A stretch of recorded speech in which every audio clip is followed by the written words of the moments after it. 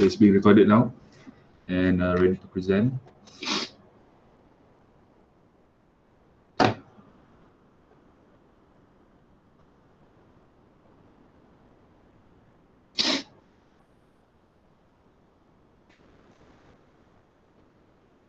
Yeah.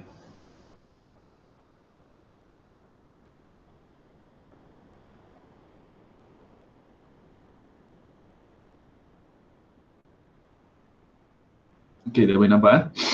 Okay. In any graph, okay, be it a simple graph or directed graph, they will always connected to each other. That is very trivial. So tak payahlah nak lama sangat kat sini. Kita tahu setiap graph tu mesti ada penyambungan dia. Dia mesti ada connection dia. But we need to have a familiar term of path and circuit. Ada dua term yang kamu kena bezakan, path and circuit. Okay, what's the difference between path and circuit is that path ada jalan, circuit pun dia jalan, tapi circuit dia macam kena start at some vertex, ends at the same vertex.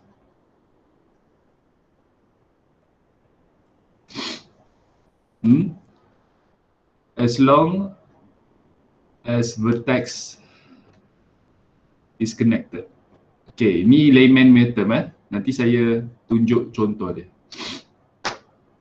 Okay, I start with a simple small graph here.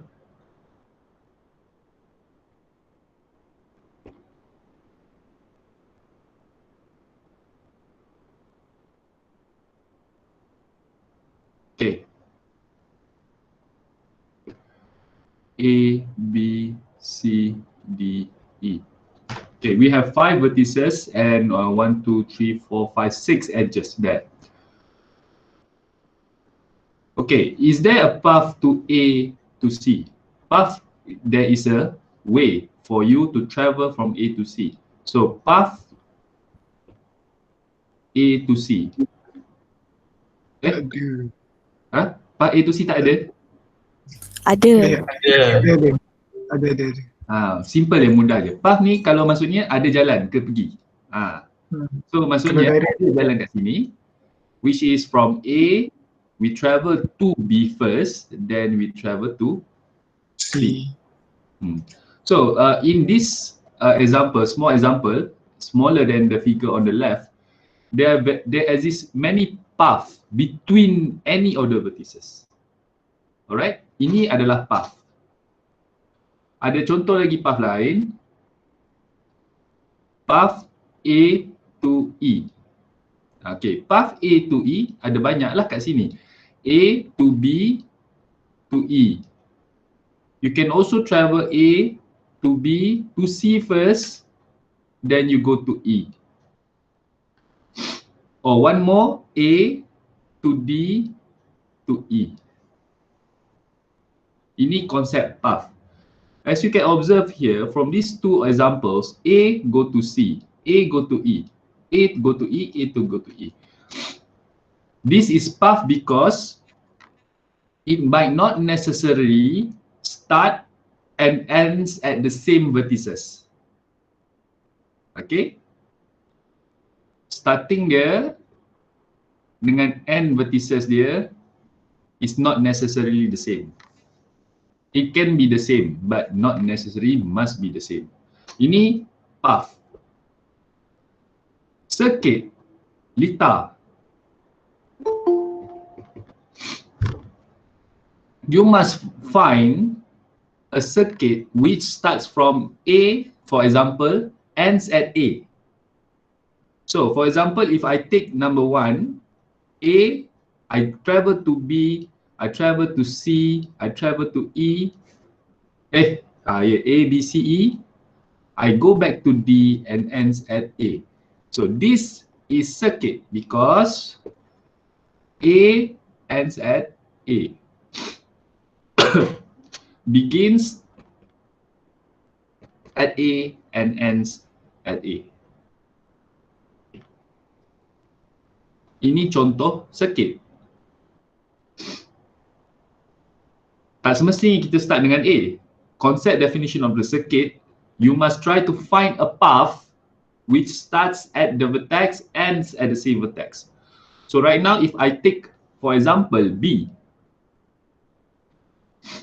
I travel to E, I go to D, go to A, and ends at B. So this is also a circuit because it starts at B and ends at B.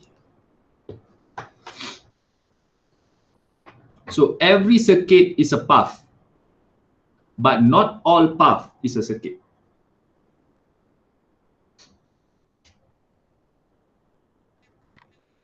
Okay, very simple. Ada soalan? Belum lagi sebab masih senang. Okay, right now it will be quite different if you involve direction.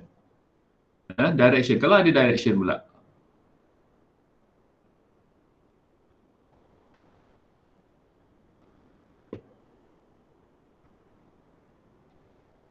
Just now is an undirected graph. Kalau kita masukkan elemen direction kat sini,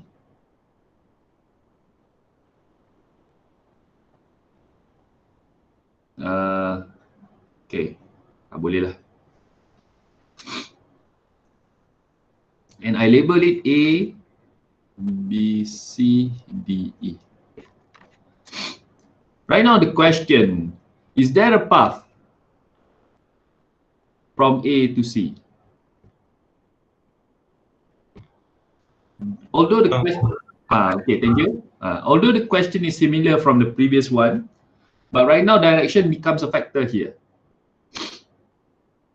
So A to B, kalau kita nak cuba A to C juga, A boleh pergi B. B nak pergi ke C directly tak boleh, mungkin dia kena travel ke E, for example, E, tapi bila E, dia boleh pergi ke D je, dia tak boleh pergi C. So, no path from A to C. For this example. That is just the difference. When direction plays a huge role here, you must consider the direction. As simple as that.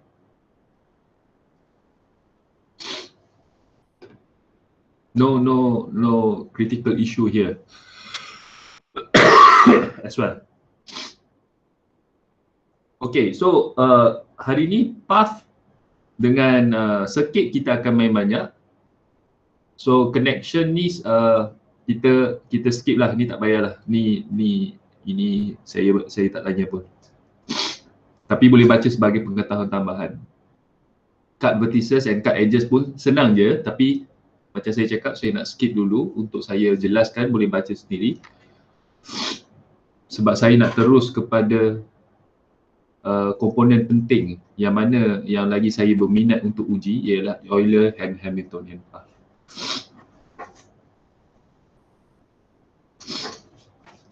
Because that is really fundamental for you to understand the jigsaw. Cut component, cut vertex and cut edges ni dia tak penting sangat untuk jigsaw. Dia tak ada application yang direct. So that's why saya I give the courtesy for you to learn, read it on your own understanding. Okay. Harap boleh faham lah kenapa, bukannya saya tak nak ajar, saya boleh ajar. Tapi saya nak direct terus kepada application yang lebih bermanfaat lah. Okay, Euler path and Euler circuit. Okay, this one is the one that is really important. So Euler is a famous mathematician, Leonhard Euler, and once upon a time ago, mana saya tunjuk Königsberg Bridge ni, in Prussia. Saya pun tak tahu sekarang ni nama apa dekat Prussia tu. Okay. There is a 7 bridges at the Königsberg. Okay, the town of Königsberg. Dia ada 7 jambatan yang mana dia akan connect kepada certain point of interest. So that is a actual depiction of the Königsberg punya city, town. Dan benda tu diwakilkan sebagai graph. Okay. Okay, let's appreciate this graph for a moment. We have only 4 vertices that it connects with some multiple edges there.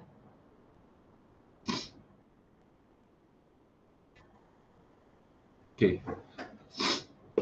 let's say A, B, C, D. Okay, this is undirected graph, obviously. But the thing that Euler proposed is that can we travel each bridges exactly once? Okay, so point there, some of the problem of the 7 bridges of Königsberg ni, dia ada beberapa condition yang Euler tertanya.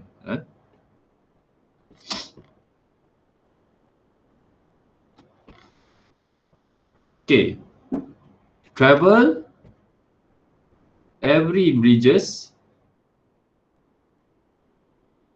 atau cross lah, cross every bridge atau travel atau cross exactly once, starts and end at the same vertex. Okay, you can try it on your own. Boleh ke kita travel setiap jalan ni, edges ni, exactly once je? You cannot cross the same bridges twice. Only once. Can you do it by starting and end at the same vertex? So this is a concept of circuit. So boleh ke? Cuba kita try. Saya dah cross bridge pertama. Kalau saya cross balik ke A ni, saya masih satu kali. Saya pergi ke D, for example, satu kali. Kalau saya pergi ke B, satu kali. Untuk saya travel yang kat bawah ni pula, saya kena travel yang ni jadi 2 kali. So it's not the path that I search for. Tak boleh.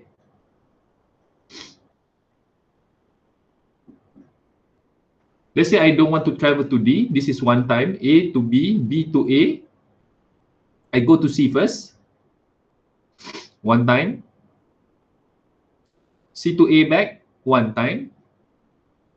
And I go to D. I need to go to D right now. One time.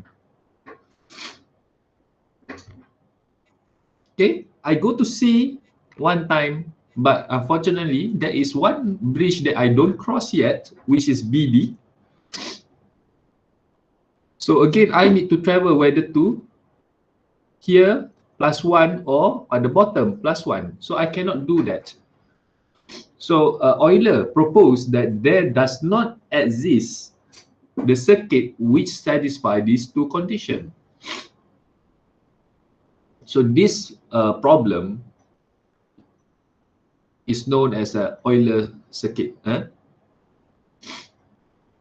Kita faham dulu problem dia. Kenapa kita wujudnya istilah Euler Circuit ni. Okay. Then we go back to the definition.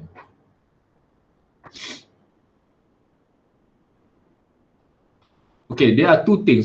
You already understand the difference between circuit and path. Okay. So circuit is a Euler circuit. The keywords of Euler punya circuit atau path. You know the difference? The circuit starts and ends at the same vertex. Path, not necessary. It can be any vertex. But the thing about the Euler punya proponents, Euler punya graph dalam case ni, both of them must contains every edges. Okay, the keyword here, it must cross every edges. It must cross every bridge. Understand that first, Okay, cuba kita tengok example yang saya buat di awal tadi. Example ni saya ambil random je tadi. Saya lukis.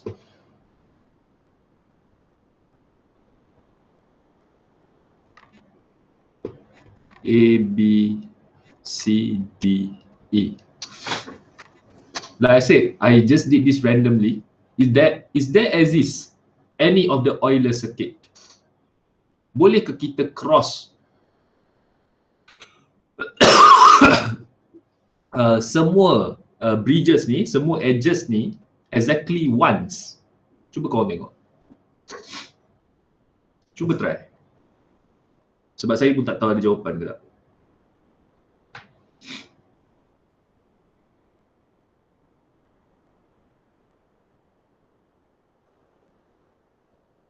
Boleh. Boleh. Kalau boleh, tak ada masalah. Lepas tu dia tak perlu ni kan, tak perlu patah balik answer. Okay, so we have two question. Betul. Kita ada satu. Ada tak Euler circuit dulu? Okay.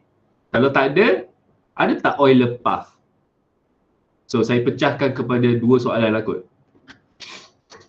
So kalau kawan-kawan kata ada tadi, ada yang mana? Circuit ke path?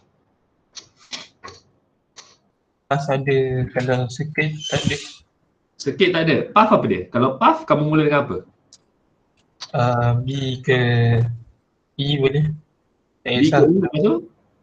Macam B, C. Bukan. Soalan saya sekarang ni ialah wujud tak Euler path. Bukan saya tanya wujud tak path. Path memang wujud. Euler path. Bila you ada perkataan Euler ni, it must contains every edges. Maksudnya dia mesti melalui semua edges. Kalau path tak semestinya start and ends at the same vertices. Itu beza dia. Tetapi kamu kena lalu semua edges. Boleh. B ke E boleh. B ke E lepas tu? Sekejap. Relax. B ke E. Ni soalan ni nak ke mana, tak tahu. Tak kisah. Sekarang ni wujud tak Euler path atau Euler circuit? Itu soalan dia. So boleh ulang lalu banyak kali ke? Ke sekali ke? Dia kena lalu sekali je. Kalau sekali je tak ada lah. C, E. Seorang-seorang. B, C, E. B, E, D, A. B, E. D. B, A. B. B. C, E. C, E. Alamak. C, E. Okay, so kawan-kawan kata B, E, D, A, B, C, E. Cuba kita tengok, boleh tak kita lalu tu exactly once for every edges. B to E, E to D, A, B, C, E. So yes, Euler path wujud. Tetapi dia starts and ends at the different vertices. So Euler path confirm exists. Euler circuit wujud tak? Saya padam balik. Tak.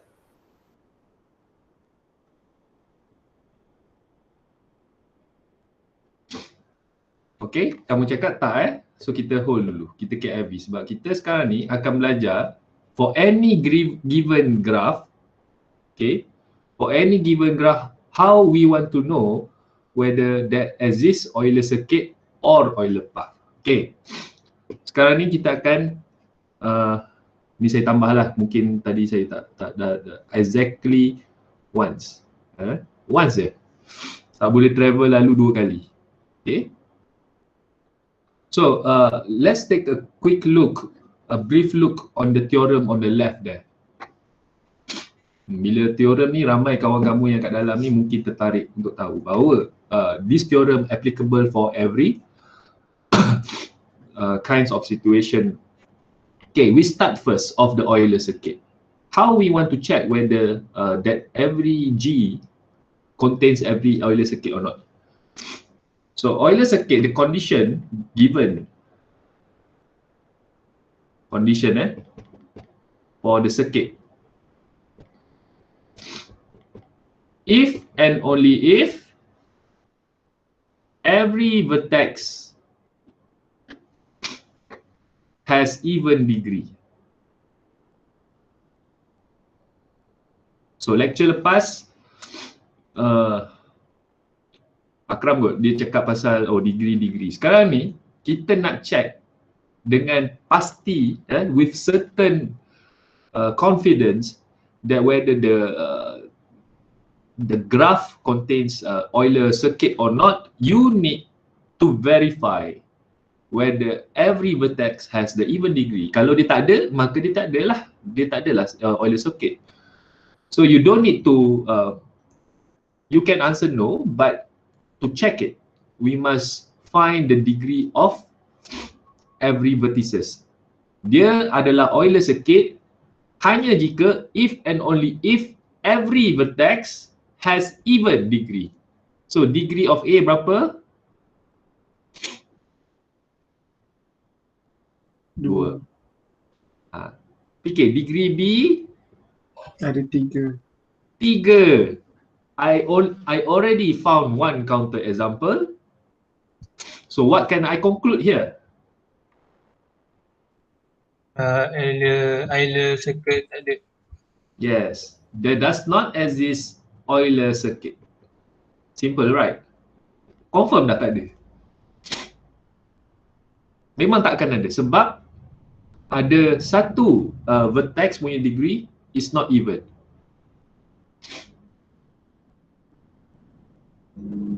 Okay, clear? Itu how we check for the circuit. For the path, condition for the Euler path.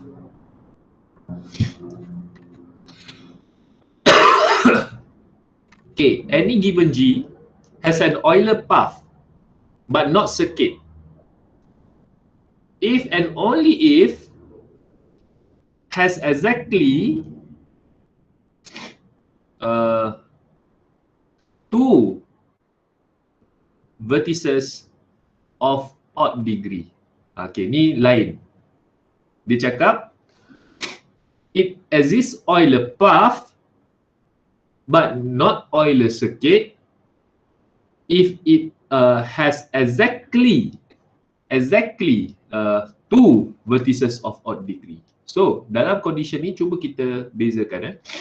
Saya bawa pengiraan saya di sini supaya kamu nampak lebih.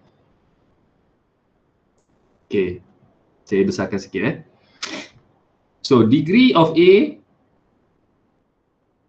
2, degree of B 3. We cannot conclude yet is it there exists Euler path or not, sebab dia cakap mesti ada exactly 2 odd degree. So continue with degree of C, which is 2. Okay, tengok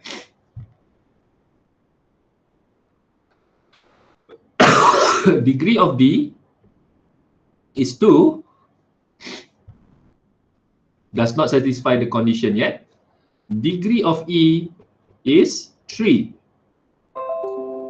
So right now, although it is not Euler circuit, is it an Euler path? Dia mesti ada exactly 2 vertices of odd degree. So kita focus on the odds. So this is odd, this is odd. We have exactly 2 odd vertices. Vertices with an odd degree exactly 2. So there exists 2 vertices. Saya tambah perkataan lah supaya lagi clear. There exists exactly. Dia tak boleh lebih 1, dia tak boleh kurang 1. Dia kena exactly 2 vertices with odd degree. Tak kisahlah 3 ke 5 ke, janji dia odd. So to conclude, there exists Euler path.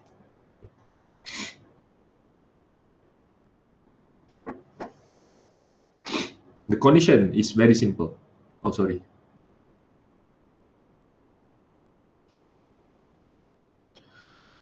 Unfortunately, although we have this condition, we can know the conclusion for a certain. The condition does not tell you what is the path. So kalau nak cari path, kamu kena you must utilize some of the observation or the brute force for you to look for it. And luckily we have some of your friend who can manage to see what is the Euler path that exists in this G. Condition ni kan, syarat-syarat teorem ni, they cannot tell you what is the path. It can just tell you whether there exists the circuit or the path or neither.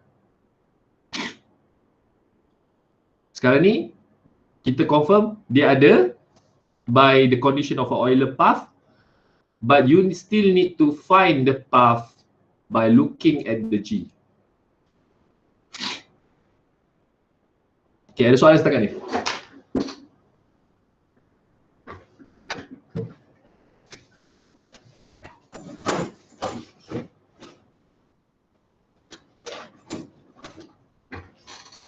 Okay, kalau tak ada, cuba kita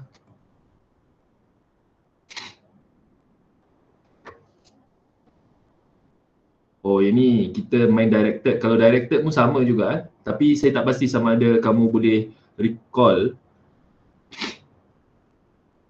in degree and out degree tu. Okay, cuba kita selesaikan simple graph dulu. 4.5.3,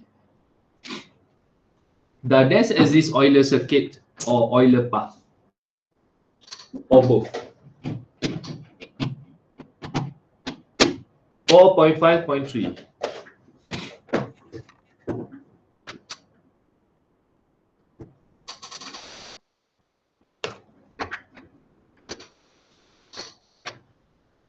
And if you have time, please do 4.5.4 first, but please try to mention the in degree and out degree in 2 minutes, please.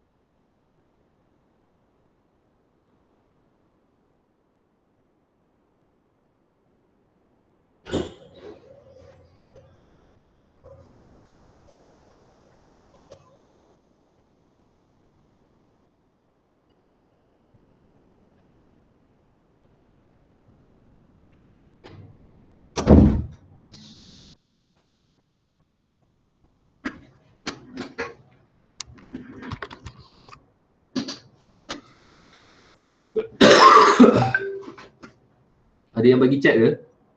Kalau bagi chat saya kena tengok sekejap. Oh, korang jawab tapi kat sini. Sorry lah kalau baru perasan. Okay, tengok balik soalan 4.5.3.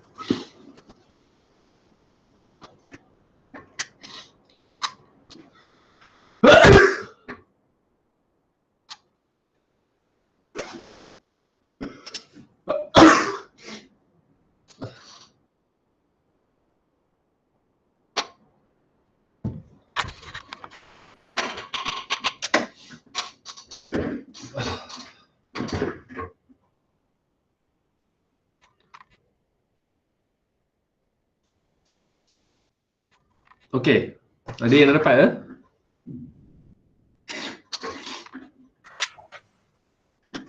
.5.3? Atau saya cepat sangat? Tak apalah, jawab dulu.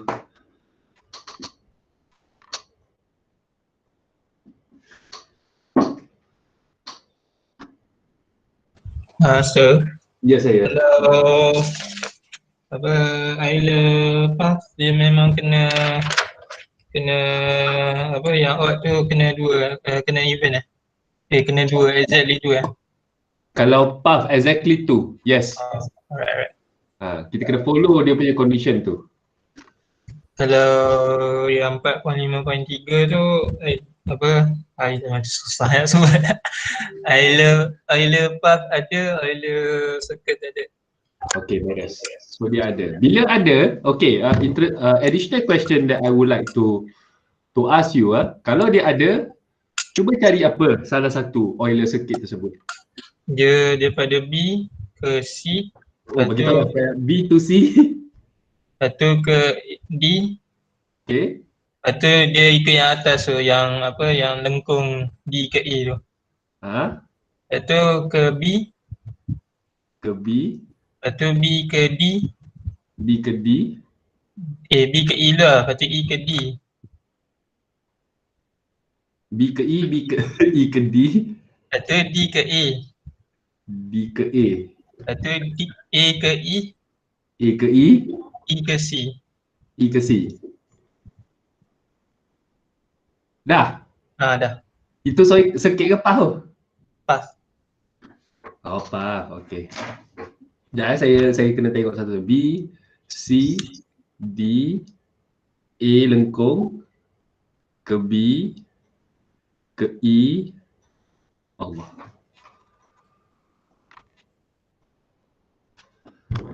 B ke E, ke D, ke A, ke E, ke C. Yes, clear. Itu betul, Euler path.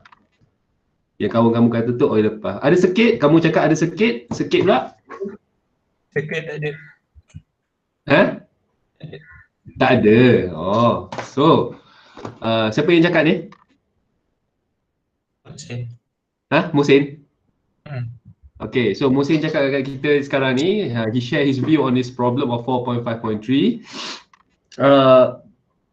According to him, there is no Euler circuit. Because I can see why. Because the degree of C there is 3. So kalau ada satu je degree of the vertices is odd, definitely there is no Euler circuit. That's very clear. But although there is no Euler circuit, there is exactly 2 degree of vertices with odd degree, which is the degree of C and also B. So it tells us there exists an Euler path, and the path has been given by Musin just now. It's quite long there. It's B to B, C, D, A, B, E, D, A, E, C. Betul. Okay, terima kasih Musin atas perkongsian. Sekarang ni cuba kita uji adakah 4.5.4. Okay, the difference right now is that saya kena zoom sikit. Because there exists some direction there. So kalau direction kita main dengan Lok Jajin pun bagi tahu 10.46 B, E, D, C. Okay, thank you Lok Jajin. Let's try to calculate whether there exists or Euler circuit or Euler path in this matter.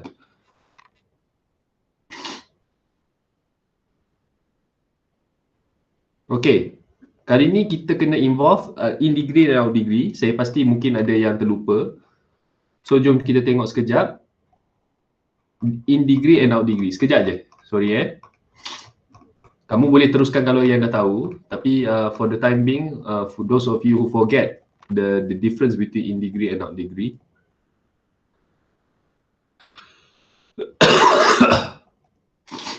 Okay ni Bukan. Okay sini.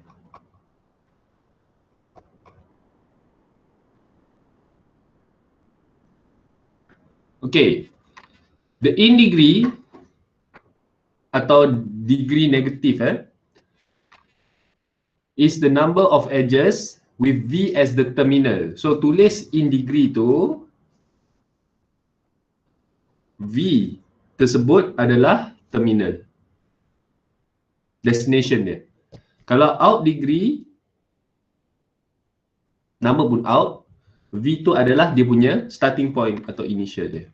Okay, so go back to the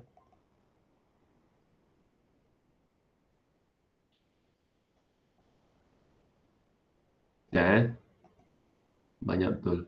Okay, so this one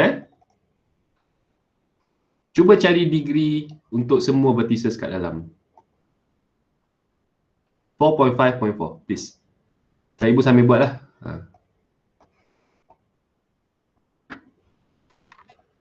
Okay, clear canvas. Okay.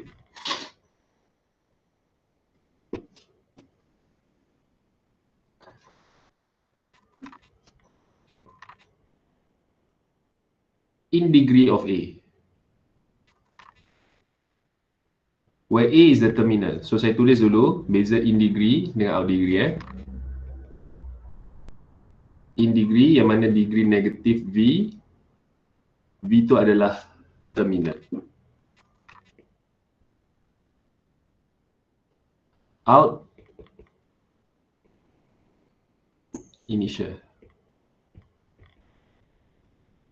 So degree in degree for A is, kalau dia sebagai terminal adalah 1. Out degree dia adalah 2. That is for A. For B,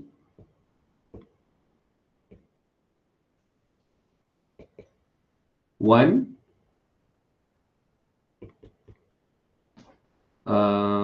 sebagai initial 1. Degree of C as the terminal 1, 2 is 2. Sebagai initial is 1. And degree D is 1, 1.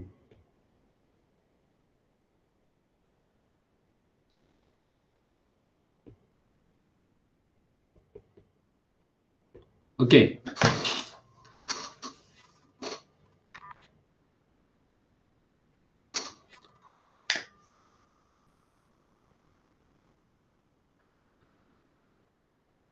Alright. Right now we have a little bit clarification that we need to make. Adakah kita perlu campur ke semua degree ni?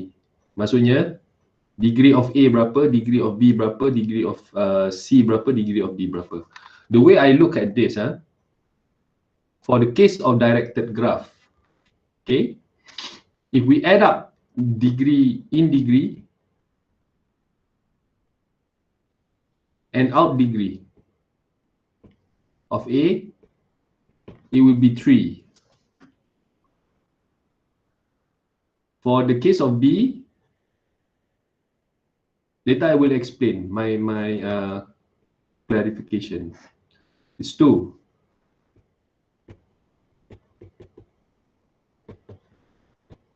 Sebab dalam nota dia tidak menyatakan untuk case directed graph. So I think it's better for us to think for a while and let's look for the case of directed. Okay. Okay. Right now, if you look at the top one, if we follow the Euler punya condition, definitely not an Euler circuit that exists. Tak ada Euler circuit kat sana. Sebab not all degrees are even. Okay? But for the condition of Euler path where it states it must be exactly 2. Right now we don't have 2, we have 6. So kalau kita nak cakap kat sini, it's not an Euler path as well. But if you look closely at 4.5.4 ni, that exists Euler path, which is, dengar okay, from A to B to C to A to D and to C. So A, B, C, A, D, C. Ada Euler path. But if we add up this, those 2 degrees together, we have exactly 2 odd degrees of the vertices. So I hypothesized that for the case of directed graph, we must sum the degrees together. Ini hipotesis saya yang mana saya kena check lah. Tapi adalah Euler path kat sana. Euler path kat sana ialah yang saya nampak ialah A to B to C to A to D to C. I still cross every edges exactly once. Okay. So for the case of directed graph, I presume that we need to find the degree of the individual vertex as well by combining in and out degree. Ada siapa-siapa yang nak komen tambahan?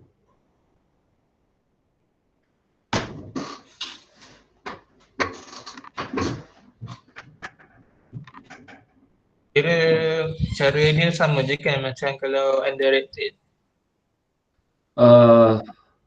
Sedikit berbeza saya lihat.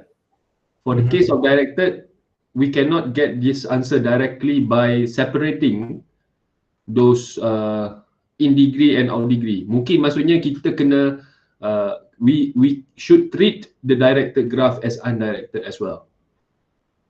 Itu assumption saya.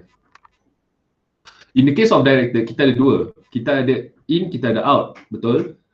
Tapi untuk kita memenuhi condition daripada Euler ni, saya lihat dan saya presume, saya hypothesize dulu, sebab dalam nota ni dia tak mention about directed graph, dia just mention as a dia just mention dalam definition dia macam ni. Dia tak cakap, it does not discuss from the perspective whether it's a directed or not. So maybe we can assume first that it is the same for the case of directed graph. Directed graph, kita treat dia sebagai undirected, yang mana kita kira degree dia tersebut sebagai undirected. Dan dia still memenuhi. Dia still memenuhi. Okay, untuk check saya punya ni, saya cuba buat 4.5.5 sekejap. Saya akan cuba. Okay. Alah, susah lah ni. Okay, boleh nampak 4.5.4. Cuba kita tengok secara kasar, ada tak Euler path atau Euler circuit? Kita tak buat dulu, kita tengok secara kasar.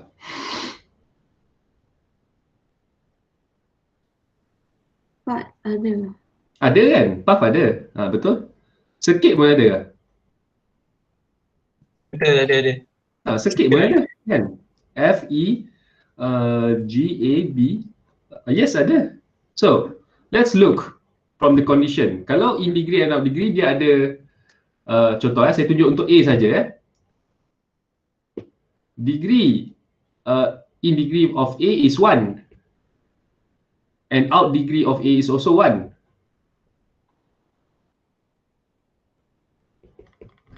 Kalau betul-betul kita tak combine these two kan, dia dah gagal dah Euler circuit.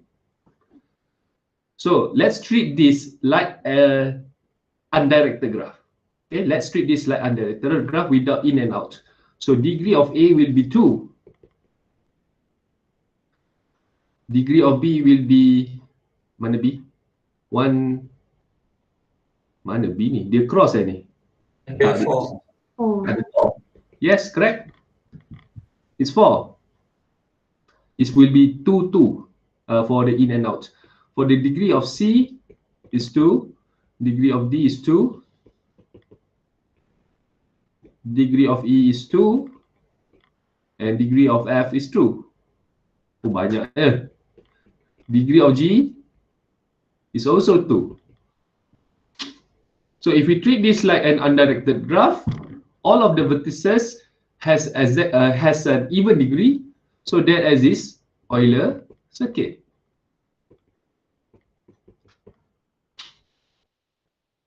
Banyak Euler circuit kat sini. You boleh start from A, you can start from B as well, I suppose. Boleh. Start dengan B pun boleh. And then exists Euler path. Bila wujud Euler circuit, mestilah ada Euler path, because path is a subset of circuit. So that's good. For the case of directed and undirected, we treat this the same for the condition. Okay. Sekarang pukul 11 lah. Oh, lajunya masa. Okay. we go for a while for Hamiltonian pula. Then we take a break. Kita Hamiltonian dulu. So, for the case of Euler, it's about the edges. Sekejap kecil sikit. Okay. The difference between Euler and Hamilton, daripada orang dua mathematician yang berbeza, ialah Euler discuss about the edges. So Hamilton pun cakap apa salahnya kita sembang dari segi vertex pula. Okay. So again, I start with my simple graph first. Simple undirected graph.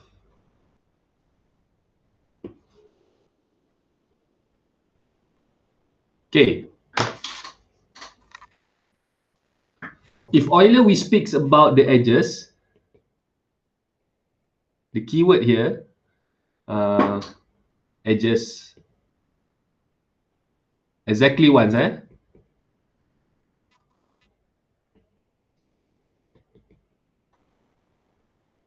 while this Hamilton,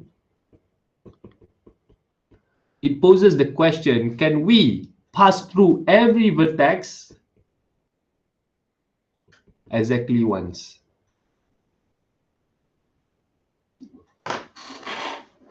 And of course, in the case of Hamilton also, there exists whether a circuit of a path. So let's look at this example. Can we travel every vertex? Can we pass through every vertex exactly once? So saya cuba tengok ni vertex kali ni, bukannya edges beza.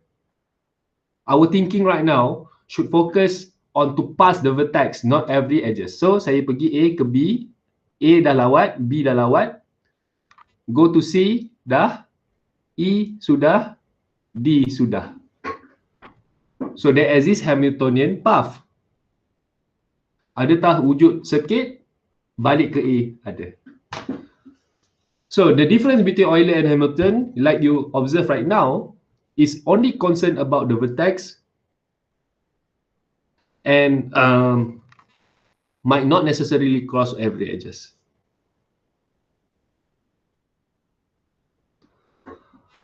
And tanya. Kiranya Hamiltonian ni kalau circuit dia memang confirm tak ada ke macam mana? Hamilton boleh ada circuit. Tapi dia dia lalu sekali kalau circuit bukan dia patah balik. Ni saya patah balik. Oh, kira boleh lah macam tu. Boleh. Patah balik tu dia still lalu exactly once. So tapi dia starts and ends at the same vertex lah. A ke B, tengok saya dah start kat A pergi ke B, lalu C, melawat dah C, ke E, ke D, dan dia patah balik A. Saya faham soalan awak sebenarnya.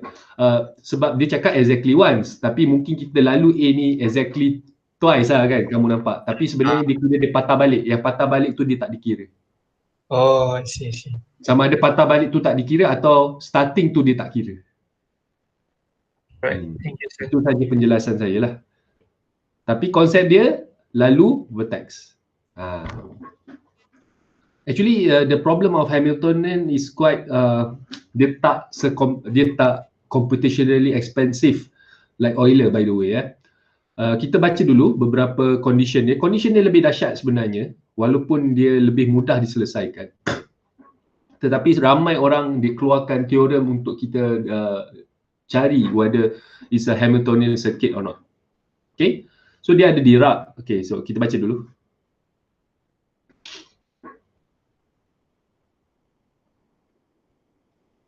Saya pun tak faham dia punya nota ni. So kita tengok condition boleh? Okay, the condition for the Hamiltonian circuit. We have two, Dirac's and Orr's. You can use either of it. Dua orang yang berbeza, teorem yang berbeza. Dirac says that if G is a simple graph with a number of vertices larger than or equal to 3, such that the degree of every vertex in G is at least n/2, then G has a HC. Cuba kita tengok sekejap untuk yang graf yang saya ni. Okay. Oh, no, clear canvas sekejap. Saya bukan nak clear canvas. Padam.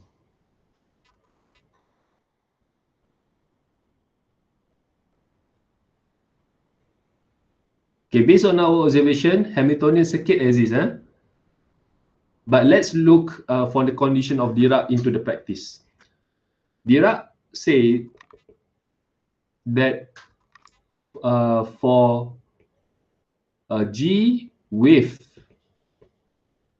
the number of vertices is larger than 3,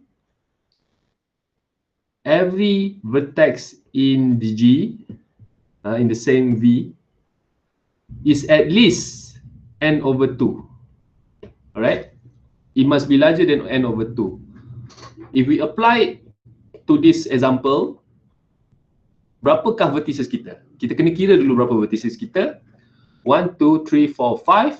We have 5 vertices, which is obviously larger than 3. So no problem, we can apply it. But it states that every vertices must be at least n/2.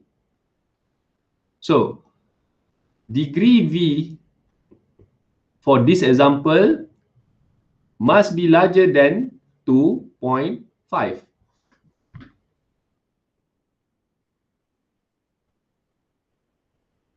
Betul ke maksud dia? Every vertex is at least n/2. So must be larger than 2.5.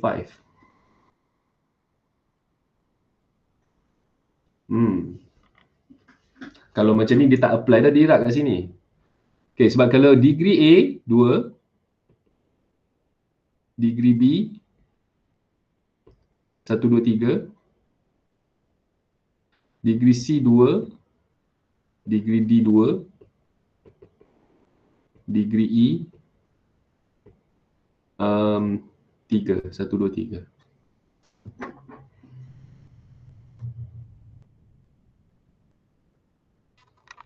Okay. Saya pernah jumpa problem ni. I consult with my friend Dr. Yohani there, Dr. Syam. Also, there's a difference between necessary and sufficient condition. Okay, necessary and sufficient conditions are different. Saya pernah alami kesukaran ni kerana dia berbeza, necessary and sufficient ni. Sufficient ni adalah condition yang cukup-cukup. Necessary ialah yang diperlukan. Saya pun tak erti nak explain dengan baik. So saya tak nak kelirukan kamu dengan lebih kat sini lah. So kalau dalam case ni, kalau saya follow Dirac betul-betul, saya pernah argue benda ni. Saya rasa exactly the same question. Kenapa degree dia tak mematuhi, tetapi still ada Euler Circuit kat dalam ni.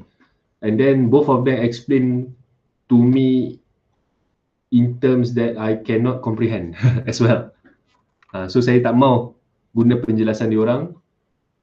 Kita skip dulu yang ni, bahagian Dirac ni. So kalau saya dapat jawapan cara explain yang baik kepada korang, nanti saya akan explain balik. Tapi kita tengok pula kepada OR. Kita try pula OR sekejap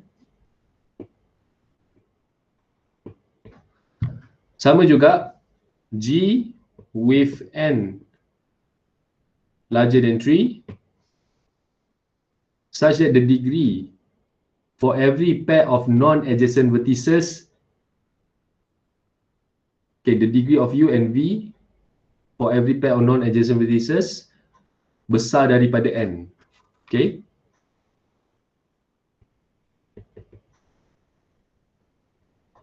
Larger than N. So dalam case ni dia cakap untuk G dengan N lebih besar daripada 3, vertices lebih besar daripada 3 jumlah dia, the sum of non-adjacent vertices must be larger than the number of vertices. So kali ini saya besarkan boleh For the concept of OR, it asks us to add the degree of A with the non-adjacent. So degree A yang mana tidak adjacent kepada dia ialah degree C. It stipulates it must be larger than 5. Sebab kita ada 5 kat sini. So degree of A is 2. Degree of C 1, 2 is also 2, which is not larger than 5 as well.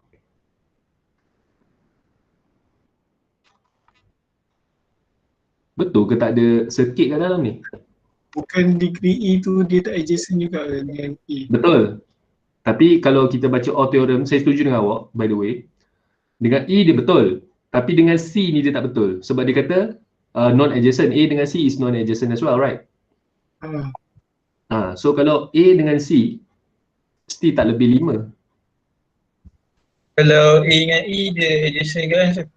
A dengan E dia non-adjacent juga. Betul. Dia memenuhi kalau yang A dengan E, C. Tapi kalau saya baca betul-betul, okey sekejap kita bincang sekejap. Okey, A dengan E memang besar daripada 5, saya setuju. Sebab 2 tambah 3 besar daripada 5. Yang saya ada problem dengan penyertaan kat dalam ni, ialah dia cakap, for every pair of non-adjacent. Nampak? For every pair of non-adjacent. So A dengan C, dia non-adjacent. Tapi A dengan E non-adjacent, tapi C dengan E dia adjacent, tu masalahnya. C dengan E dia adjacent. Kalau C dengan E dengan adjacent, kita jangan compare. Itu penyataan dia. Dia penjelasan dia terletak pada necessary and sufficient tu.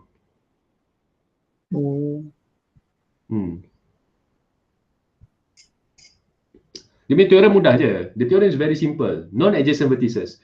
So, yang ni non-adjacent. A dengan C non-adjacent. A dengan E pun non-adjacent.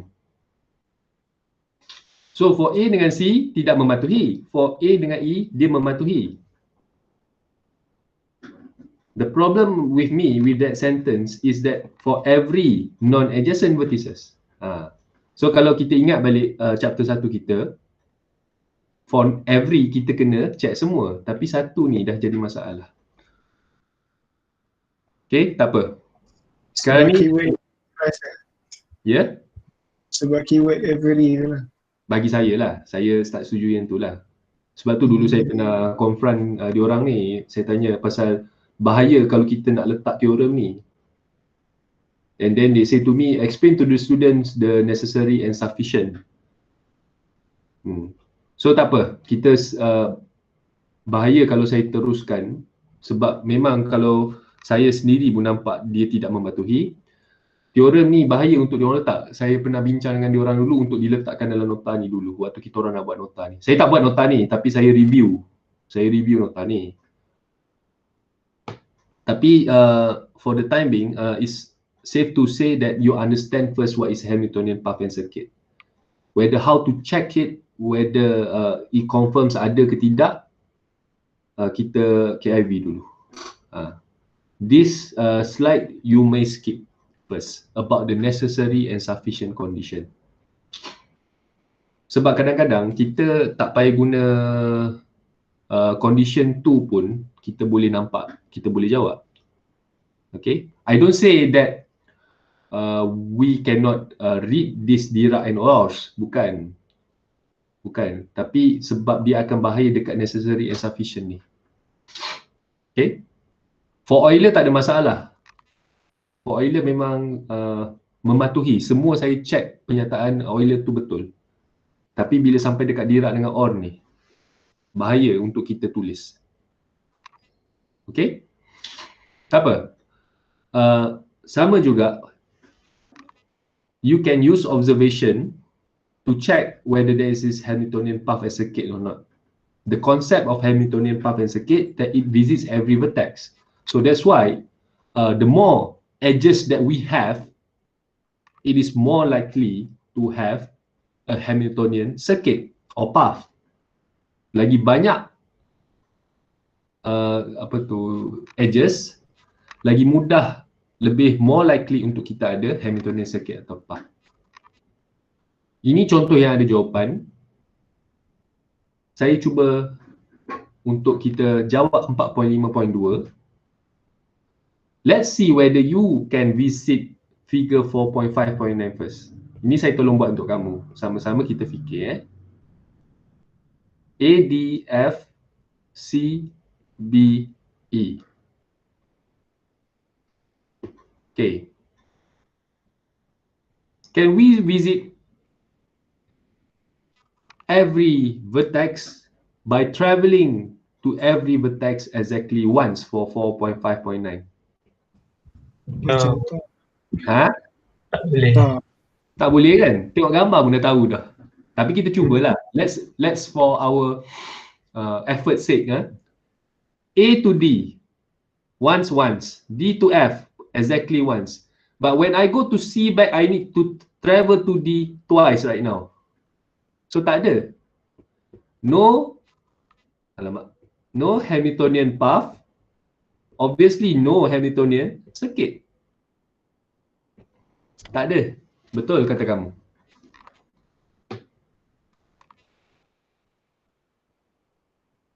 Alright. How about 4.5.10? Masanya saya lukis jugalah. Tapi saya dah nampak ada kot.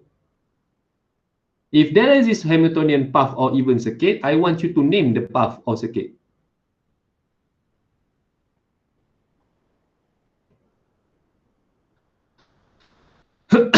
Sekejap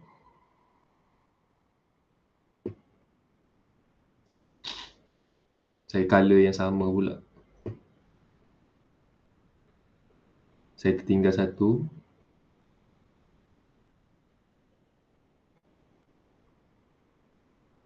Alright. Okay, let's A, B, D. Saya tertinggal satu. E, G, F, G, C, H. Okay.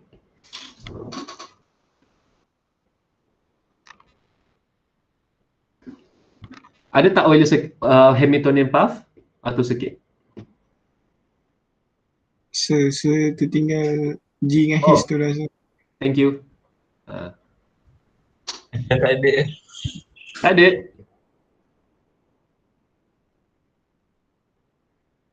Jawapan saya ada. Ada Hamiltonian circuit. Ada Hamiltonian circuit. Bagi tahu saya apakah circuit yang kamu nampak? B, A, H. B, A. Sabar. B, A, H. C, C, E, E, E, G, G, F, F, D, D. B. Yeah. Okay. So kamu kata B ke A, ke H, exactly once again, ke C, ke E, ke G, F tak lalu G ke F G ke F, ke D, ke B. Yes, exactly once. So Hamiltonian circuit ada, Hamiltonian path pun ada. By the way, your answer might not be unique sebab kamu start dengan B. Kalau start dengan B, wujudlah path circuit ini, B to A to H, C, E, G, F, D, B. Yang saya nampak pula, kalau saya mula dengan A pun ada. A to B to C to H, G, E, D, F, A. Itu yang saya nampak. The answer of you guys might not be the same. Kalau saya nampak pula A ke B, ke C, ke H, ke G, ke E, ke D, ke F, ke A. So Hamiltonian circuit exists. It starts from A, it ends at A. You start from B, the difference is it ends with B. The route will be different. Okay, Sir, ya saya. boleh ke kita ambil sebagai part dengan circuit ni sama? Boleh? Sebab path adalah circuit. Boleh. Sebab dia sub kan? Path boleh sama. Boleh sama. Tak ada masalah. Okay, sir. Sebab path merupakan, again, is a subgraph of the circuit. Dia adalah subset dia. So, path cakap, kalau definition of path, okay, it can be any vertex. Maksudnya kalau sama pun tak apa, kalau tak sama pun boleh. So, tak ada masalah kalau kamu nak jawab path ni menggunakan circuit. Tapi path jadi circuit tak boleh. Tak semestinya boleh. Alright. That's about Hamiltonian path dan juga circuit. I would like to repeat back the things that we already covered in 1 hour and 15 minutes is that the existence of the Euler and also Hamiltonian, two distinct classes. And Euler, you must visit edges. All edges. Saya kena tulis all edges exactly once. Whereas Hamiltonian, visit every vertex exactly once. So two things you must consider. All once. All once. For Euler, E edges, Hamiltonian vertex. Okay? Ya. Yeah. Kalau macam password phone dia guna Euler. Password phone? Yang kan ada pattern kan. Dia guna menarik. Jap. Saya suka. Tak, seriously. Bukannya saya ni. Yang kamu cakap tu, pattern tu kan? Pattern phone. Betul. Lama tak dengar. Sebab Saya sekarang tak pada boleh ni, tapi saya ingatlah. Kamu nampak Euler kat situ Sebab kalau kamu dah buat pattern sini, kamu tak boleh patah balik, betul? Kamu kena... Betul. Oh, bijak. Siapa cakap tu? Nama-nama ngaku sikit. Mesin. Oh, hebat. This is the first time. Okay. So that's why dia unique. Sebab kamu tak boleh patah balik. Dia trigger those two graph as different. Oh, thank you Musin. Perspektif baru untuk saya hari ni. Dia mesti lebih besar daripada 3 kan? Dia tak boleh 2, tak silap saya. Kalau kamu nak set pattern punya pin kan, nanti saya try buat. Lama saya tak buat. Dia at least kena 3, tak boleh 2. Dia kena at least 3. Kenapa? Dia vertex, tak tahu. 2. Alah 2. Tak pernah try. Kalau 2 nanti dia error. Dia akan minta kita at least tarik 2, ada 2 edges lah at least. Betul. Saya ingat benda tu. Jadi apa it triggers my curiosity. Why it must be larger than 3? Dulu saya pernah study pasal bukannya research lah. How many patterns that can be made from this pattern pin? How many permutation or combination that can be done? Kamu boleh cari dalam internet sendirilah. Banyak pattern sebenarnya. Sebab time tu saya tengah fikir macam mana kita between dia ada password, ada pin, ada pattern, ada biometrik, ya? Yang tu dia at least 4 lah, bukan 3. At least 4, bukan 3. Okey, tak ada masalah. Dia still sama jugalah. Kenapa kena besar dari 4?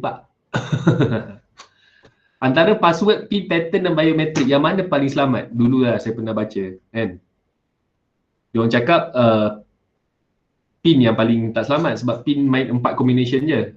1, 2, 3, 4. So technically you have 9. 1, 9 times 9 times 9 times 9. Dan rasa kalau termasuk kosong. Termasuk kosong. Kalau termasuk kosong 10 lah. 10 to the power 4. Combination dia tak banyak lah. Tak apa. Ini dah lain dah topik ni. Tapi thank you Musin. Seriously, I thank you. Benda ni kita boleh buat kepada topik. Okay. Kita take a break tapi dengar dulu apa yang saya nak cakap. Okay. Berkenaan assignment kamu, saya ingat saya nak buat saya bagi masa kat kamu lama, tak kisah. Sampai habis exam pun saya tak kisah. Tapi saya ingat saya nak ubah perspektif sebab saya tengok nanti saya akan buat soalan lepas ni, saya terus post.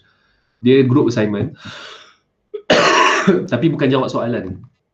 Sebenarnya saya tak suka assignment yang korang jawab soalan yang macam dah dalam buku. Maksud saya soalan berbentuk contohlah kita lepas ni nak belajar kita dah belajar Euler Hamiltonian. Kalau saya tanya assignment, okay, is this graph Hamiltonian? Dia jadi tak berkembang otak kamu. Yang buat berkembang otak kamu dan saya ialah macam apa yang Musin cakap tadi. Application. So saya akan buat dua soalan assignment. The first one is about modulo arithmetic. The second one is about the graph. Okay. I will put you into groups, and your groups you decide on your own. Basically, I just want one article atau one presentation about the application of modulo arithmetic in the real world. Okay, sebab saya tengok korang dah buat untuk data science programming, data science punya introduction to data science, banyak korang buat presentation berbentuk lukisan, berbentuk tulisan apa semua. Why not kali ni saya nak buat lain? Ialah saya buat yang tu lah. Name, describe one application of modulo arithmetic in the real world. Kamu nak copy paste ke apa saya tak kisah lah. Honestly. Copy paste tu ubah lah sikit. The thing is don't take the article bulat-bulat, macam kamu present dalam bahasa sendiri. Lebih baik kamu explore macam tu, dapat pengetahuan tambahan. Okay, this is my intention. About the due date. Okay, I need your feedback. Can you do it within 2 weeks? In groups. Nak komen-komen sekarang kalau nak bagi feedback. Dalam masa 2 minggu, sedia satu report yang ringkas berkenaan 2 aplikasi. Group of what? How many 60. Kawan 61. Total 63 kalau ni campur semua student. 63 kita? 63. Kita 62 campur tajul, 63. Tajul ada dalam ni hari ni? Campur tajul. Tajul ada. 63 lah, betul.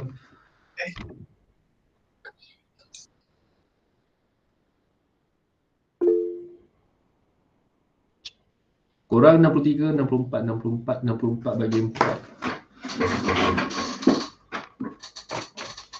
Sekejap saya kira. Kalau 64 kita boleh bagi 4 Cuma grup dia jadi banyak sikit 6. Oi, banyak Asal base korang ramai sangat sekejap. 1 kali 4, 6.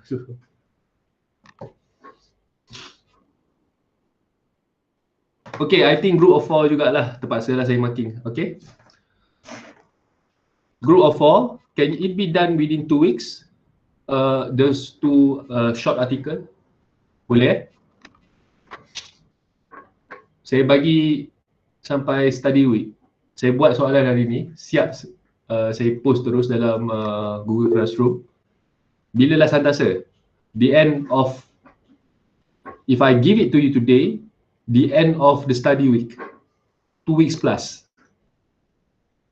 2 weeks 1 day lah, 15 hari. Give and take lah. Boleh Group member korang pilih. Nanti saya letak Google Form. Saya tak suka arrange untuk orang. Boleh Saya pun fikir juga kawan kamu yang ada masalah bencana ni. So untuk subjek lagi satu pun saya buat sampai study week. Biar saya makin lambat pun tak apa. Tapi soalan ni mudah lah. Again, soalan dia ialah saya nak kamu explore aplikasi of modular arithmetic in the real world and also the graph in the real world. And the skema yang saya fikir, rubrik pemakahan, of course penjelasan yang baik. Nanti saya tulis lah penjelasan yang baik, konten yang betul, dan of course the uniqueness of factor. Macam jawapan Musin tadi tu unik lah, saya suka, tak pernah memikir. Dan mungkin benda tu dia dah pernah terbaca somewhere. So I just want you to do the articles, write back the report. Kalau ayat tu sama sangat, mungkin saya akan tolak markah sikit lah. Kalau lagi baik, kalau kamu letak reference. I just want you to read, that's all. Bukannya assignment ni untuk mendera kamu, tak ada niat saya. What's the point of the ni? Yang penting ialah kamu explore. Which is better. Saya pernah buat video assignment by the way Saya baca dekat internet, Facebook ramai, bukan saya punya subjek saya bila online ni saya tak buat video assignment. 3 sem lepas, 4 sem lepas saya buat video assignment. Ada juga budak komplain bila lecturer bagi video assignment. Susah jugalah. Video assignment tu memudahkan dia orang technically. Soalan mudah, cuma nak kena rakam je. But buat je lah. We try to be as flexible as we can be. Okay, rehat sekejap 2 minit. Lepas ni kita masuk register sekejap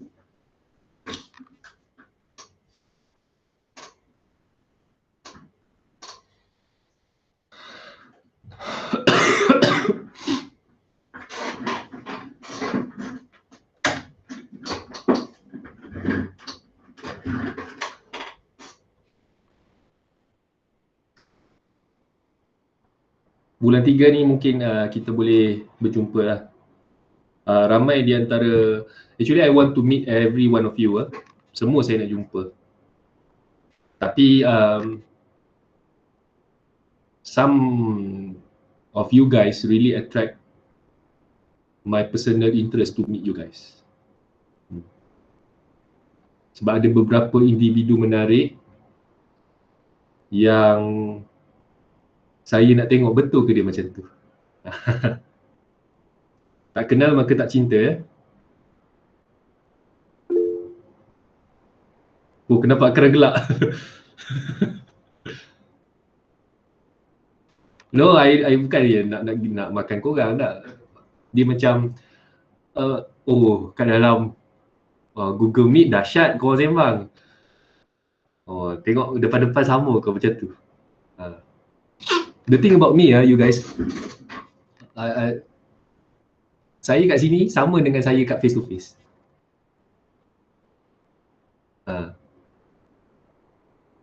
Seriously.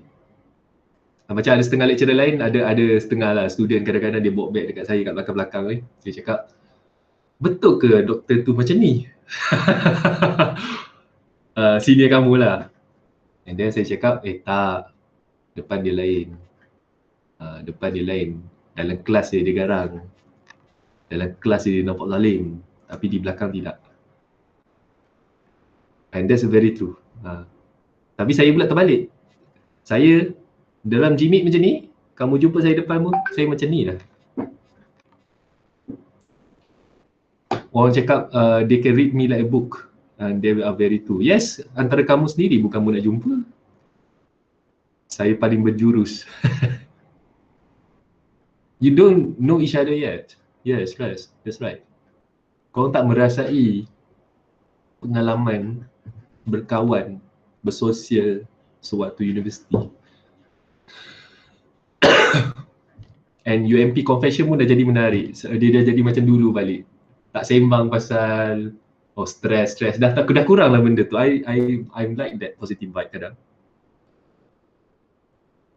First batch COVID. Diorang balik kepada UMP confession dulu-dulu. CA, saya suka CA suka tak saya? Saya baca tu macam kau confess dekat UMP confession, macam kadang-kadang dia baca kan. Kau bagi tahu lah, kau ambil lah nombor dia kalau kau nak confess lah. There's a side story that I think is interesting for some of the students. Kejap seminit. Adam tak ada apa? Adam tu tak ada apa? Tak ada ke hari ni? Oh, Adam confess.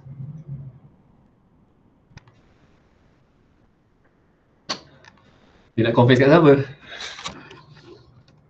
Okay, sekejap seminit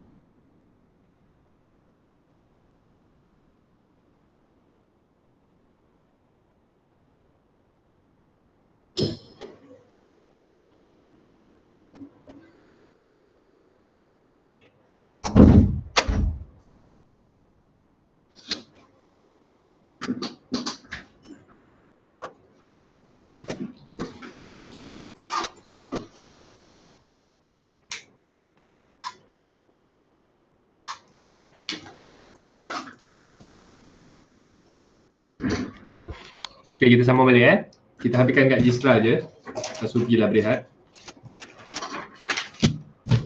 Okay, just now we already go through about the path and you know every vertex can visit some of the vertex by traveling to some specific paths. Okay. Okay, in the real world banyak case of shortest path problem. And I think I mentioned mana whiteboard saya? Sekejap. I think I mentioned a couple of times about the GPS, the Waze and so on, where you need to travel at the shortest route possible. Saya tak Saya tahu. Sekejap. Okay, thank you. Sebab saya buka whiteboard saya. Alright.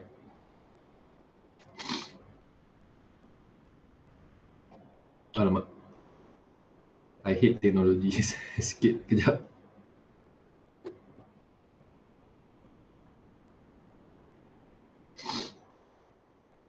Ada masalah buka whiteboard.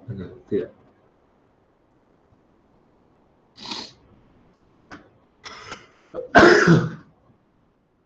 Okay.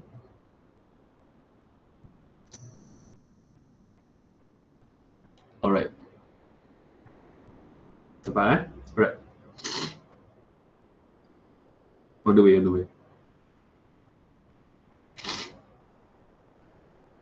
So some of the application ni you baca sendiri dulu. But basically we want to find the shortest path from a point to a point. Okay. And there's actually a problem that I studied during my research. It's about the traveling salesman problem.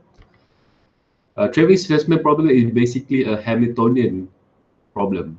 It's a Hamiltonian path problem. Okay, but with the addition of the distance, dia ada weight kat sana.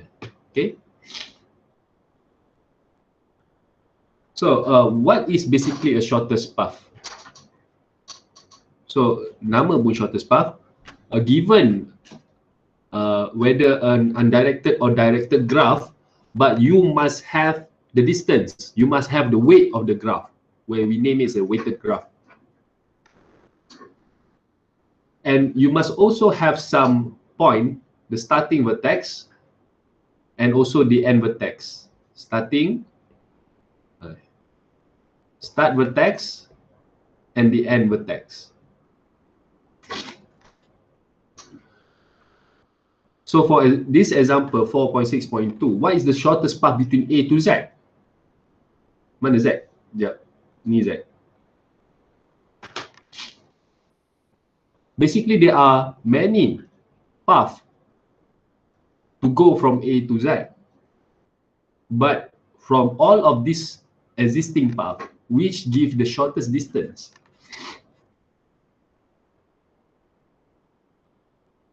So for this example, they use a brute force method. Brute force ni diguna semua. They list down all possible length, all possible path yang mungkin wujud untuk travel daripada A ke Z, and they add up the weight and they find the shortest one. So that is very quite trivial. But unfortunately, the brute force method here is quite time consuming actually. You must check every possible path and then you find the shortest one. Nampak macam senang, betul? Tapi sebab ini adalah graf dengan 6 vertices saja. You imagine in the real world, in the computer network, a real computer network, or even a real routing system, be it airline, train, kereta, berapa banyak jalan, berapa banyak vertex yang wujud. So if you use a brute force method like this short example here, you will have a problem. Nak kira, setiap kali nak kira path yang paling pendek. Tak percaya korang ambil korang punya Waze sekarang, Waze atau Google Maps, you try to travel to Kuantan from your home. Macam mana dia kira cepat? Sebab dia tak guna brute force. Okay?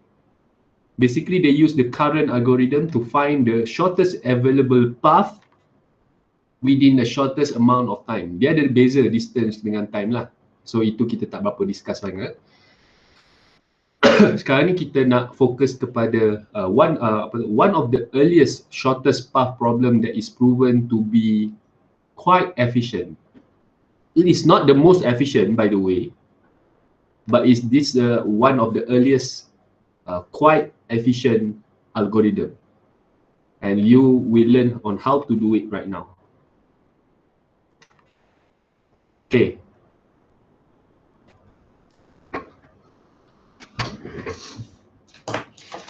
Ready with your pen and paper. With this small space that I have, I would like to teach you about the Dijkstra.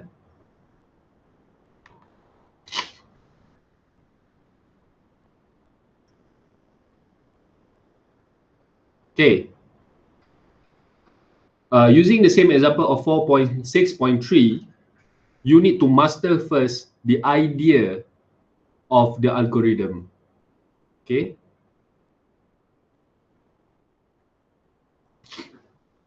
First of all, you need to know which is the starting and the end vertices. For this example, the starting is A, the end is Z. So it is advisable for you to please use this table. Kalau kamu pergi mana-mana solution kat dalam internet atau reference pun, table pun lagi senang daripada melukis. Macam ni cara dia. How many vertices that you have? A, B, C, D, E, and Z. At first iteration, the starting vertex or A, you assign it as 0 because you want to start there, and the other as infinity.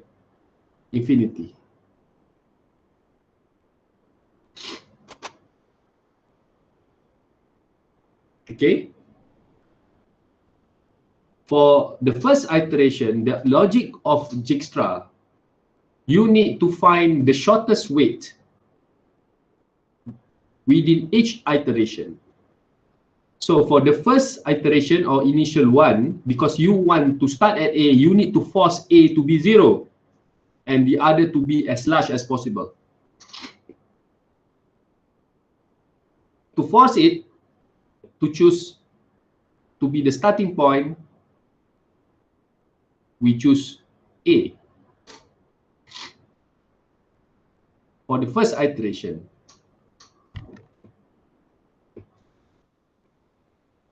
The next path that you need to choose, first of all, if you already choose the vertex from the previous iteration, you lock it and you bring forward to the next iteration. Dengar dulu jangan tanya lagi.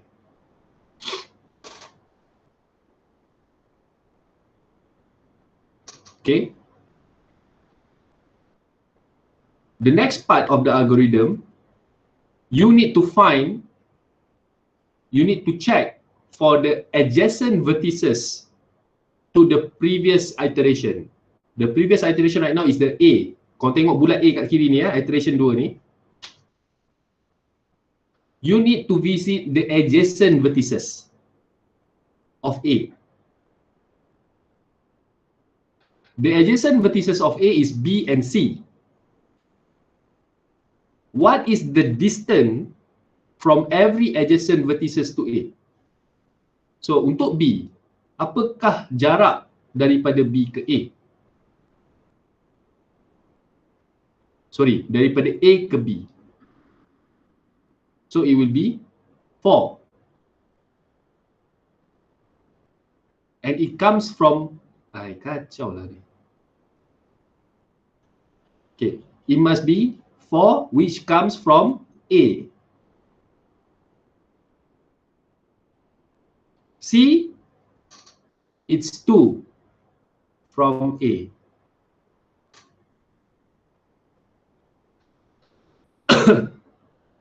For D is not adjacent, we remain it as infinity. E is not adjacent to A, is remain infinity and remains infinity. Ada soalan setakat ni? Kalau ada saya jawab sebelum saya proceed kepada third iteration.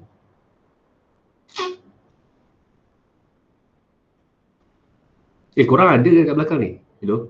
Ada? Okay. Ada. Alright. Yes, sir. Saya ulang For the first iteration, you identify the starting vertex, you assign it as 0 to force it to start at 0, to start it at A, at the starting to. When we already lock it, we bring to the second iteration, and from the second iteration, we need to find the adjacent vertices to the starting point. Yang tidak adjacent, kita biarkan, kita letak dia sebagai infinity. For the adjacent vertices, you must find the distance between the adjacent vertices and where it comes from. So, sebab tu dalam second iteration ni, saya tulis untuk travel ke B from A, it must be 4. To travel from C from A is 2. Okay. The next step, from this unmarked vertices, unmarked ni saya tak check dengan warna merah ni. Yang manakah paling pendek? C. Ialah C. Thank you. C. We mark it. Antara yang unmarked, yang manakah paling pendek, kita mark dia. Jangan kau mark kosong pula. Kosong tu dah sebelum tadi. Kita mark antara yang 4A dengan 2A, yang mana paling pendek, 2A, kita mark 2A. Dan once we already visit it, we bring it to the next iteration. So bawa kosong, bawa 2A.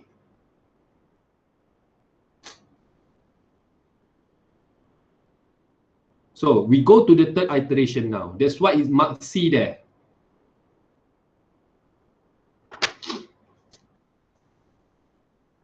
Okay. From these marked vertices, You check for the adjacent of C, what is the distance to travel to the adjacent vertices from C. Okay, we start with B, which is the most confusing one. Nak travel ke B daripada C, berapakah jumlah dia? Campur dengan jumlah C sekarang ni. C sekarang ni 2. You nak travel to B, it will become 3, which comes from C. Observe from this part here, 4A and 3C. The value of 4 is reduced to 3 because we use the other path which is much more shorter. So we update the B here, becomes 3C right now.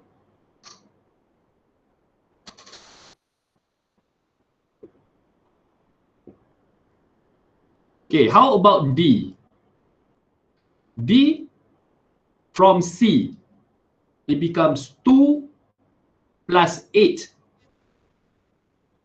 So it will be 10, which comes from C.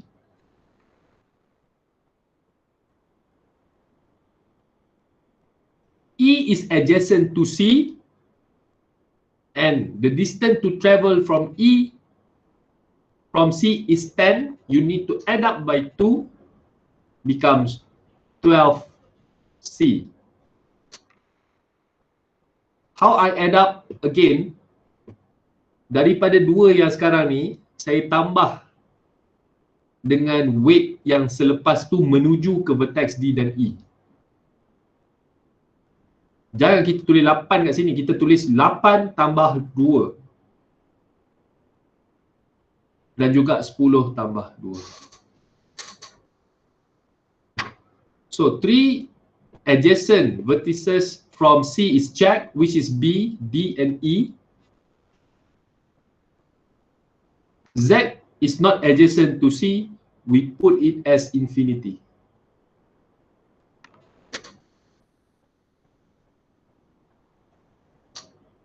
Saya buka kepada soalan, jika ada.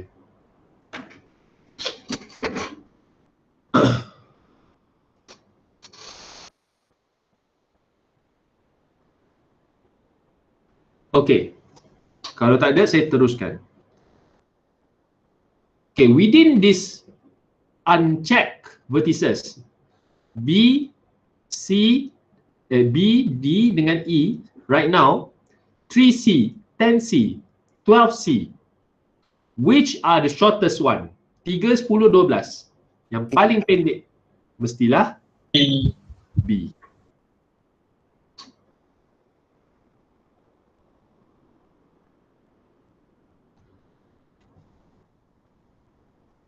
So that's why iteration 4, we mark 0, 3C, 2A, we bring forward.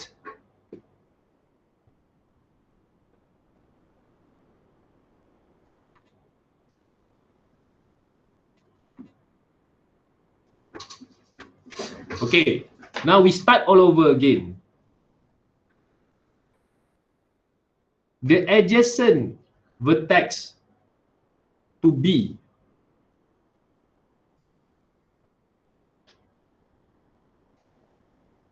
and also the one that already visited, which is the shortest distance to travel to D. So tadi D kita 10C ya, tengok iteration 3. Kalau dia travel daripada B 3 sekarang, 3 plus 5 is shorter than 10C. So we update for the 4th iteration for the B from 10C, it becomes 8B. Saya tanda kuning highlight kat sini. Nampak perubahan ni.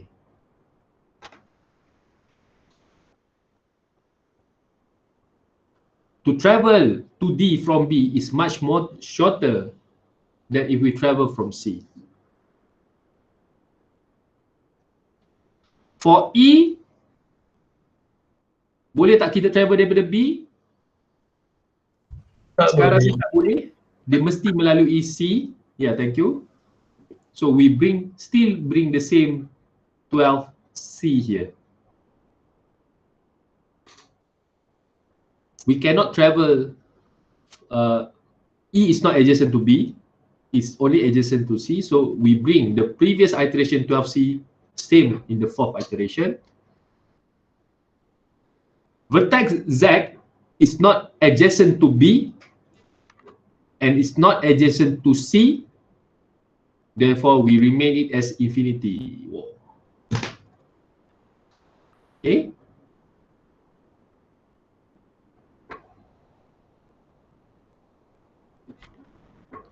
Alright, now we repeat back the step. Between the unmarked vertices 8b, 12c, and of course infinity, which is the shortest one between 8, 12, and infinity, will be 8.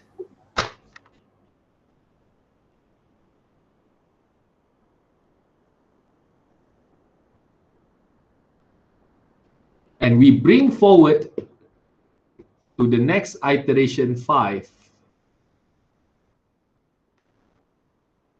0 bawa sini, 3C bawa sini, 2A bawa sini, 8B bawa sini.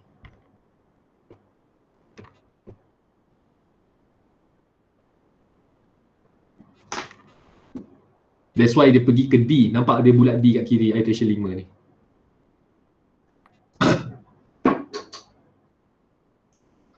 Okay, now we are left with only 2 vertices, which is D, E and Z.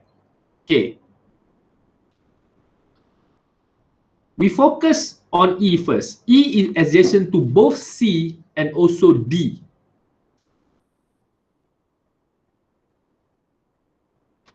Okay, saya ulang. E is adjacent to both D and also C. So if we travel from C, it will be 12C. But if we travel from D, it will become 10D. 10D is much shorter than 12C. Therefore, there is a changes here, which is 10D. Saya highlight kuning nak nampakkan supaya berlaku perubahan di sana.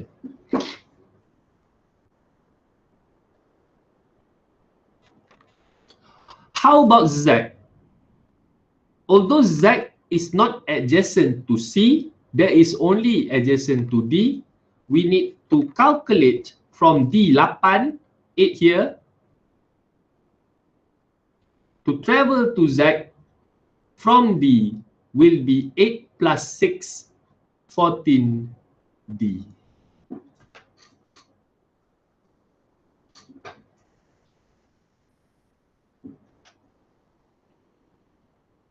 Concentrate guys, huh? Angles, focus. Okay. We are at the 5th iteration right now. And among the unchecked vertices, E and Z, which is the shortest one, of course, between 10 and 14, we choose 10. And it brings us to the last iteration. Bawa kosong 3C, 2A, 8B, 10D di sini. We still have one unmarked, unchecked vertices, which is Z. So for the iteration 6, if we want to travel to Z, Z is adjacent to D and also E. To travel from D, it will be 14D. But if we travel from E, you take 10, E sekarang ni, fokus kat E, 10. you plus with 3, it will become 13. And obviously 13E is much shorter than 14D. That's why kita update kat sini. Nampak ni perubahan tu. Saya ulang balik. Right now we are left with Z at the last vertex, unchecked vertex.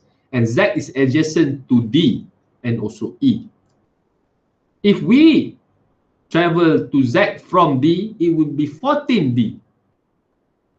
But if we travel from E right now, 10, you plus 3 becomes 13. 13 is much more shorter than 14D. Therefore, 13E will be chosen as compared to 14D. We already check our vertices. 1, 2, 3, 4, 5, 6 ni. Now we try to reason our answer. Okay. Kita dah sampai Z dah. From A, we already reached Z. To read the answer, the last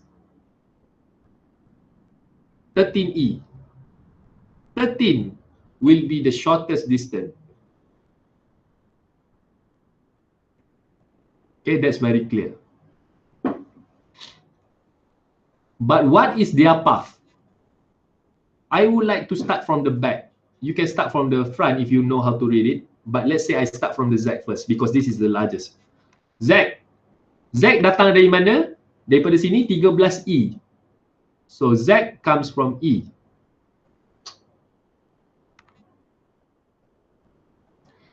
Tengok E datang dari mana? E datang daripada D. D datang dari mana? Daripada B.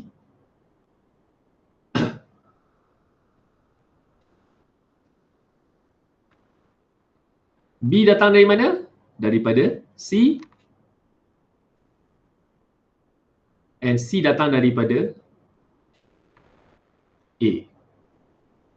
So your shortest distance from A to Z will be A to C to B to D to E and lastly Z with a total distance of 13.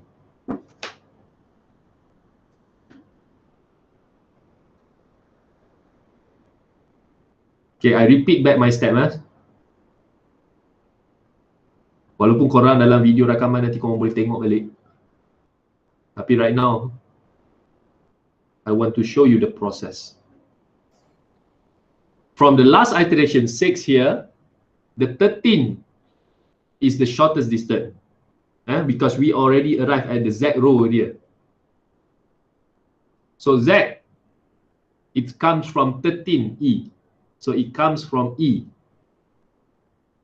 Tengok pula E. E comes from D. Look at D right now. D comes from B. When you look at B, it comes from C. And we look at C, it comes from A.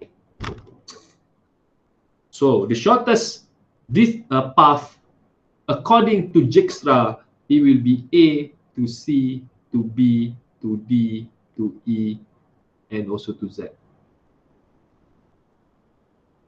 with a total distance of 30.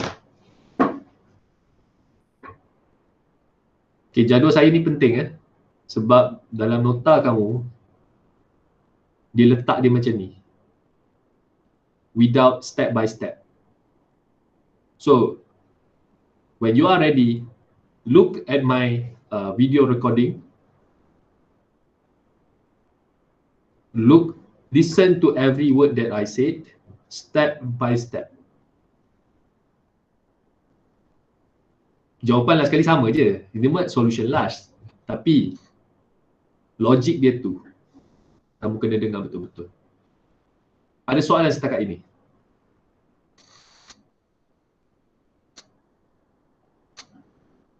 Oh, by the way,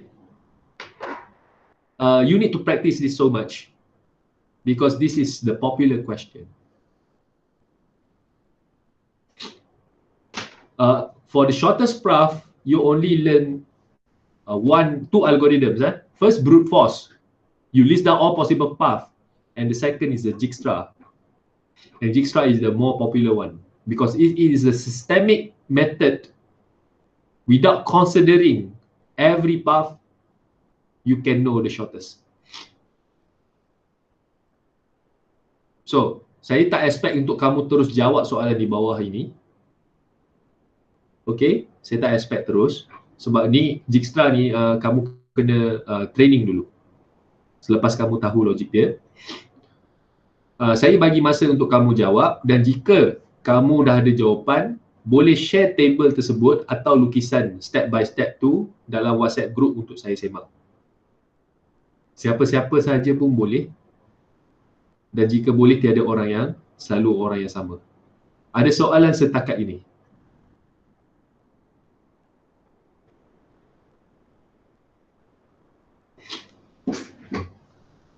Tiba-tiba semua senyap kan, sebab kena fokus.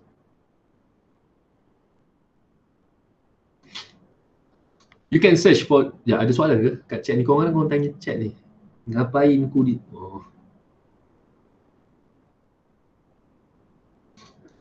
You can search online for the Dijkstra algorithm for the logic. But again, when I try to find it, okay, macam ni lah. Saya tunjuk yang dalam nota punya ni. What your notes shown here is true, is correct. I already check it. And it is similar, the idea, with what post in the internet, be it Wikipedia, be it Khan Academy, semua sama. Semua sama. Tetapi still, student saya yang lepas, termasuk discrete math punya student daripada fakulti komputer, dia tak nampak idea for the next iteration tu. Sebab dia tak buat lagi. Dan bila dia pilih the next iteration pun, kadang-kadang dia pilih vertex yang salah. Dia tak update distance setiap kali iteration tu. Take some time to listen to my recordings. And of course, when you learn, if you cannot understand my explanation, go everywhere, find the books. Mana tahu bahasa dia lebih sesuai untuk kamu. Tapi saya tak kisah, saya nak logic algorithm tu sama. Kalau kamu guna logic algorithm yang lain, dia dah salah kat sana. Bila dah siap, faham, try apply it dalam contoh ini, 4.65 dan 4.66. Dah siap, boleh post dalam WhatsApp group untuk saya semak. Okay? Ada soalan setakat ini? Dr. I think man. Yes, Teman. I want to ask about the algorithm. Yeah. I think the algorithm is only to find the more optimal shorter path, but it's not the very shortest path indeed, isn't it? Repeat back the question. You find the optimal path. I mean that the algorithm is only to find a considered good solution, but it's not the shortest path, isn't it? All right. I will explain what Tengma asked. Tengma asked whether the algorithm suggests the optimal path, not necessarily the shortest path. Okay, I will explain it. Soalan tu saya suka. Mana saya punya whiteboard? Okay, saya explain mulut ya. Okay, Tengman and also others. What is the definition of optimality? Optimal is the best solution possible. Okay, and in the graph situation, let's say we are still focused on the shortest distance problem, shortest path problem. Okay, optimal can be two ways. Dalam dunia sebenar, okay, jangan confuse lah. Ni yang subjek ni. Saya cuba jawab soalan Tengman. Soalan Tengman dia more broad, dia more kepada real world punya application. Okay, so Tengman and also others listen carefully. Optimal dia ada dua yang umum. The first one is the distance, the shortest distance. The second one is time, masa. Dalam lecture tadi pun saya ada cakap pasal kenapa brute force algorithm sangat memakan masa, because you need to list down all possible path. Dijkstra is much faster than brute force, obviously. Okay. In a real world situation, it does not always yield the shortest path. Dijkstra. So, because the existence of the network of the route, it can be it will be very complex. It can be a factorial number of solutions. We are talking about thousands of vertex there. Jigsaw algorithm can only provide the shortest path solution according to the logic. According to the algorithm, it can be provide the shortest. Kenapa saya letak ni?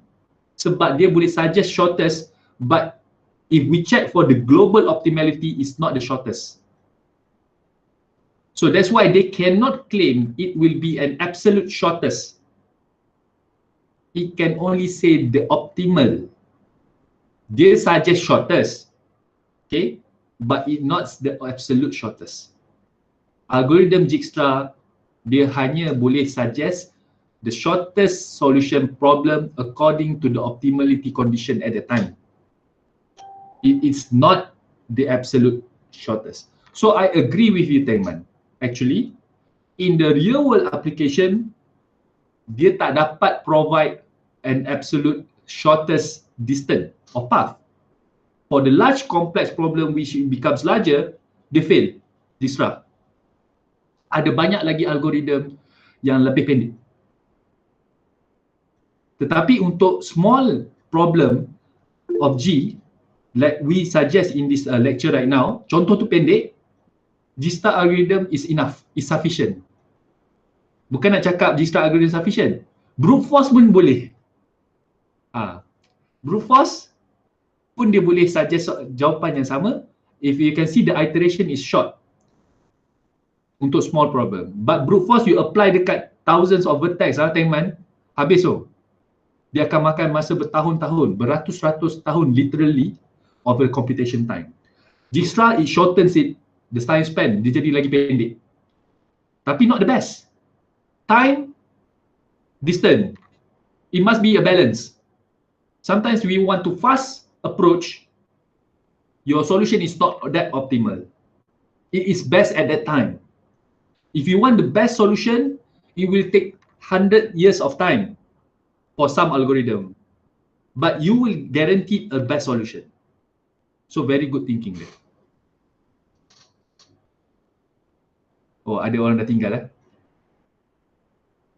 Alright, any other question? Oh yeah, Tengman, because you love to add up your knowledge, I would like to suggest you may read this about what we call as a combinatorial optimization. Combinatorial optimization. Look for non-deterministic polynomial problem, NP-hard and NP-complete problem. Okay. Why the note doesn't explain one that is not given? Oh no. Okay. The notes does not tell you. Even the notes is from the Rosen book as well. Okay. We have a certain level of understanding that we need to suggest to the students. Okay. Untuk student level diploma and degree, we cannot say that that is not the best. It is the best if the problem is small. Saya tambah ayat kat situ. I don't want to say the note is not complete. It's appropriate for your level.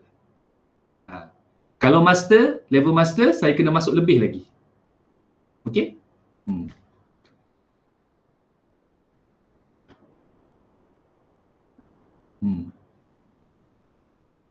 Sebab kalau kita semak optimal tu, kalau untuk level student degree or even diploma, nanti ramai yang pening. Saya rasa saya explain tadi pun ada yang tak pilih, biar pilih. Ada yang dah left pun, I don't care. Tak apa. Soalan lain? Okay, kalau tak ada, nanti saya petang ni saya post pasal, selalunya ada seorang yang suka remind saya pasal video video yang Selasa lepas saya tak upload, duduk saya upload nanti. Okay, thank you so much guys and girls, thank you for your time. Love to see you next week, Tuesday. Assalamualaikum warahmatullahi wabarakatuh and goodbye. Thank you, sir. Yeah, welcome. Thank you, sir. Thank you, sir. Yeah, sama-sama.